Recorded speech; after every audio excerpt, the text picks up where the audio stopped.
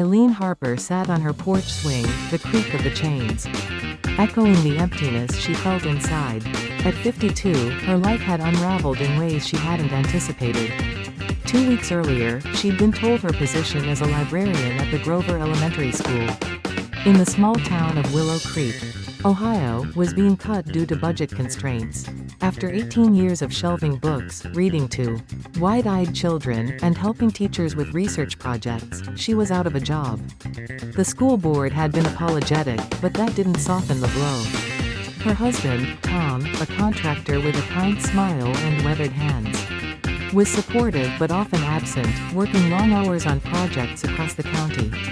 Their children, Sarah and Michael, were both away at college, their bedrooms now silent shrines to their teenage years. Eileen had always been Mom or Mrs. Harper, the librarian. Without those roles, she wasn't sure who she was anymore. The garden in front of her was a mess overgrown with weeds, the petunias drooping like her spirits. It had once been her sanctuary, a place where she'd coax life from the soil and find peace in the colors of marigolds and zinnias. But as life had gotten busier, she'd let it slide. On a gray Tuesday morning, with nothing else to do, she decided to tackle it. She pulled on her old gardening gloves. The leather cracked but familiar, and started weeding. The work was mindless yet soothing, and as she yanked out dandelions and loosened the soil, a flicker of her old joy returned. By the time Tom pulled into the driveway that evening, the garden was unrecognizable. Neat rows of flowers stood proud, the earth dark and welcoming. "Wow, Eileen," he said, stepping onto the porch with a grin. "It looks amazing. You've still got the touch." She smiled, brushing dirt from her hands. "I forgot how much I love this." Over dinner chicken casserole, one of Tom's favorites, she floated an idea. "What if I started gardening for other people? Just small jobs, you know, to keep busy?" Tom nodded, swallowing a bite. "Why not? You're good at it, and folks around here could use the help." Mrs. Jenkins down the street was just complaining about her backyard. The next morning, Eileen printed flyers on their ancient printer. Eileen's gardening services bring your yard to life. She tucked them into mailboxes around the neighborhood, her heart thudding with a mix of nerves and excitement. By noon, her phone rang. It was Mrs. Jenkins, her voice crackling with age but warm. "Eileen, dear, can you do something with my roses? They're a fright." For the next few days, Eileen pruned, planted, and mulched, turning Mrs. Jenkins' tangled yard into a blooming haven. The old woman was delighted, pressing a check into Eileen's hand and promising to tell her friends. Word spread like dandelion seeds on the wind. Soon, Eileen was weeding flower beds for the Millers, planting shrubs for the Garcias, and even designing a vegetable patch for young Mr. Tate, who wanted fresh tomatoes for his new bride.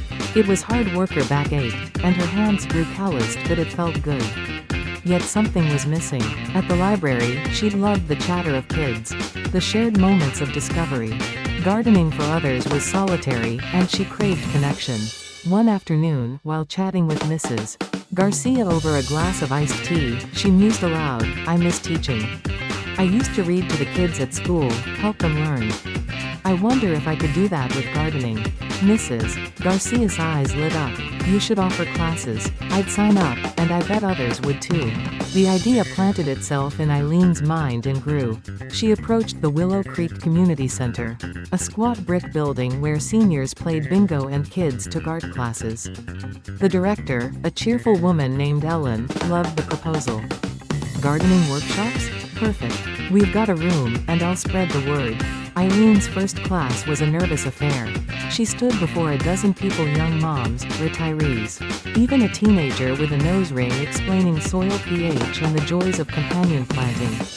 To her surprise, they hung on her every word. Questions flew. "Can I grow lavender here? What's wrong with my tomatoes?" By the end, they were laughing over her story of accidentally planting zucchini too close together, resulting in a jungle of vines. The classes became a hit. Eileen started a blog to share tips and photos her garden, her clients' yards, her students' successes. Readers trickled in, leaving comments like, "You make it look so easy," and "Come fix my yard next." But Eileen wanted more. She wanted to give Willow Creek something lasting. One day, walking home from the community center, she passed a vacant lot near Main Street. It was an eyesore knee-high weeds, rusted cans, a faded for sale sign. But to Eileen, it whispered possibility. That night, she pitched the idea to Tom. What if we turned that lot into a community garden? A place for people to grow food, learn, come together? Tom rubbed his chin. It's a big project. You'd need volunteers, money, permits. But it's a great idea. I'll help where I can. Eileen threw herself into it. At the next town meeting, she stood before the council and residents. Her voice steady despite her racing heart. This garden could beautify Willow Creek, teach our kids about nature, and bring us closer. I'll lead it, but I need your support. Some council members grumbled about costs and upkeep, but the crowd buzzed with excitement. Mr. Wilson, a retired teacher with a shock of white hair, offered to help plan. A group of high schoolers volunteered to clear the lot. The work began. Eileen coordinated donation seeds from the hardware store, lumber from Tom's contacts, compost from a nearby farm. She designed the layout: raised beds for veggies, a flower section, a small orchard with apple trees. Volunteers poured in, wielding shovels and rakes. Eileen's knees ached from kneeling, her arms burned from hauling soil. But she felt alive. Then came the storm. One night, rain lashed Willow Creek, flooding streets and turning the garden into a muddy swamp. Eileen stood in the wreckage the next morning, tears mixing with the drizzle. Half the beds were washed out, the young plants drowned. All that work, she whispered, gone. But the town wouldn't let it end there. Mr. Wilson arrived with his grandson's Boy Scout troop. Mrs. Jenkins hobbled over with a tray of cookies for the workers. The high schoolers returned, muddy but grinning. We've got this, Mrs. H, they shouted. Local businesses donated new plants and materials. Eileen wiped her eyes and picked up a shovel. Together, they rebuilt. Months later, the garden was ready. The grand opening fell on a crisp September day. The air sharp with the scent of apples. Families spread blankets, kids darted among sunflowers, and a local band played folk tunes. Eileen took the makeshift, stagey a wooden platform Tom had built and gripped the microphone. This garden isn't just about plants, she said, her voice catching. It's about use, our growth, our resilience.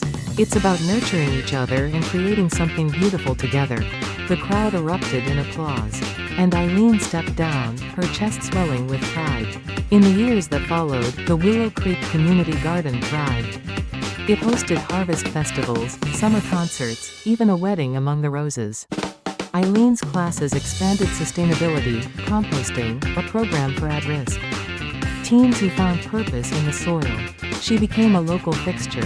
Her blog now a small sensation with readers across the state. One quiet evening, Eileen sat on her porch swing, Tom beside her, watching fireflies dance over the garden that had started it all. You know, she said, resting her head on his shoulder. Losing that job was the best thing that ever happened to me.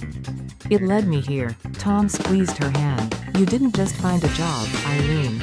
You found yourself. And as she looked out at the blooms she'd nurtured both in the earth and in her community, Eileen knew he was right.